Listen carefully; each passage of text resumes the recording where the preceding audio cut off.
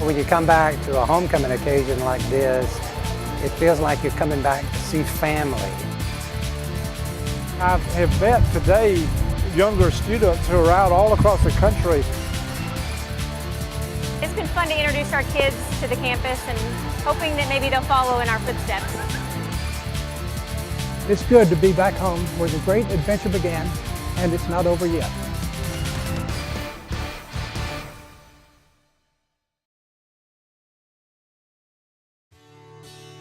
Hello everybody, I'm Brad Radisi, a 1999 Samford University graduate and your host for this edition of the Samford Chronicle. Well, you can see the fall colors are out, the leaves are rustling, so that means it's our time to update you on the happenings here at Samford University. Thousands of alumni, parents, students, and their families swarmed the campus in early November for Samford's 90th homecoming celebration. And nowhere do they do homecoming like they do in the South. A full week of activities kicked off with a concert on the University Quadrangle featuring popular band Sister Hazel, making a return engagement after performing at their first ever homecoming concert 6 years ago. By Friday afternoon, homecoming was in full swing. Award-winning chef James Briccione and Samford's executive chef Chris Vizina regaled a packed room in the new Samford Foods Lab with a cooking demonstration. It's really exciting being back on campus. Certainly nothing I ever expected. It's been kind of fun to get out and get away and be up in New York, and now to come back to Birmingham and be back on campus. See all the incredible changes that have happened here are really, really impressive. I kind of look around this great kitchen here and all the great buildings on campus and everything that's happened since I left just 6 years ago. And starting to think about coming back, and maybe there's another degree I need. Now, Briccione is a 2001 Samford graduate. He's been featured on the Food Network, and he was the Grand Marshal at this year's homecoming parade.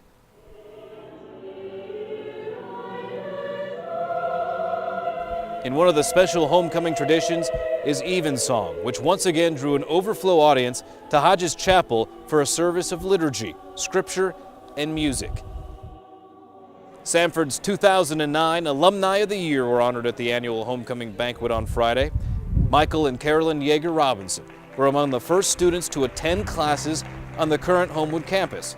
After traveling around the world as a result of Mike's military career, they retired to Central Alabama to be close to Samford. They're involved in many campus activities and have been instrumental in funding a journalism lecture honoring Mike Robinson's late brother, Tim, a longtime reporter for the Washington Post. Thank you, Samford. We're proud of what you have become. An academic leader, a national university,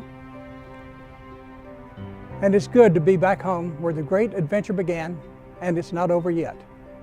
Now, a first at this year's homecoming banquet was the presentation of an Outstanding Young Alumnus Award, which was given to 1996 graduate Eric Motley of Washington, D.C. Motley was student body president at Samford and is now a vice president to the Aspen Institute. And how about perfect weather greeting the Samford homecoming crowd on Saturday morning as various reunion groups, department open houses, and other activities filled the schedule. Oohs and ahs and squeals of delight could be heard as families enjoyed hot air balloon rides on the University Quad. The Samford Marching Band, floats, dignitaries, a marching kazoo band, and even a drum and bagpipe corps made this year's homecoming parade festive. Pre-game tailgate parties filled the quad and other parts of the campus as friends greeted each other and enjoyed good food and fellowship. Among the groups celebrating special anniversaries were Alpha Delta Pi, Sigma Chi, Phi Mu, and the 1984 football team and a cappella choir. Another group celebrating a special reunion was the Journalism Mass Communications Department, celebrating the 25th anniversary of its return to campus after a decade-long hiatus. And 3 veterans of that department were installed in the inaugural Wall of Fame.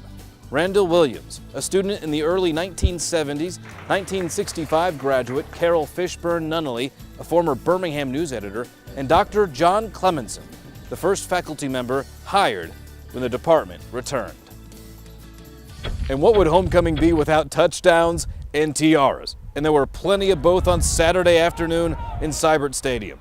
The football Bulldogs overpowered Southern Conference rival Georgia Southern 31-10, and at halftime, the 2009 homecoming queen, Mary Laura Rogan of Vestavia Hills, Alabama, was crowned. And you know, a lot about the campus and homecoming has changed since that first celebration back in 1919. The campus has even changed locations. But one thing remains the same: Samford's all about the people, and that was what we celebrated at this year's homecoming. When you come back to a homecoming occasion like this, it feels like you're coming back to see family and renew those relationships that you built years ago. I have met today younger students who are out all across the country working in broadcast, teaching in other journalism departments, doing public relations. You know, a lot of talented people doing a lot of diverse work. It's very impressive. It's been fun. It's nice to see such a festive atmosphere. We came this year because of Sigma Chi's 25th anniversary, and so we've gotten to see a lot of people that we graduated with. And it's been fun to introduce our kids to the campus and hoping that maybe they'll follow in our footsteps. And there's been more to Samford's busy fall schedule than just homecoming and football. The annual Davis Lecture featured noted historian Orville Burton, internationally known for his research and writing on Abraham Lincoln.